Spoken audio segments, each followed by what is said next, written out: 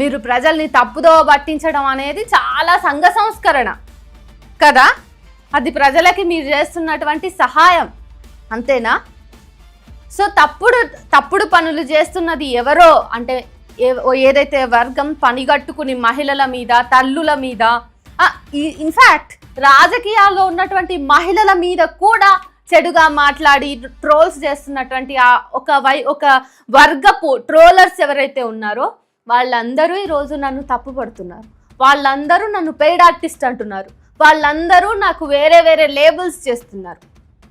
చెప్పండి, ఈ దేశంలో నేను ఏ కులమైనా, నేను ఏ మతమైనా, నేను ఆడదాన్నైనా, మగాడినైనా, లేకపోతే నేను ఒక ట్రాన్స్ మహిళనైనా, ట్రాన్స్ పురుషుడినైనా, ఇంకెవరినైనా సరే, నేను చదువుకున్నా చదువుకోకపోయినా ప్రశ్నించడం అనేది నా హక్కు.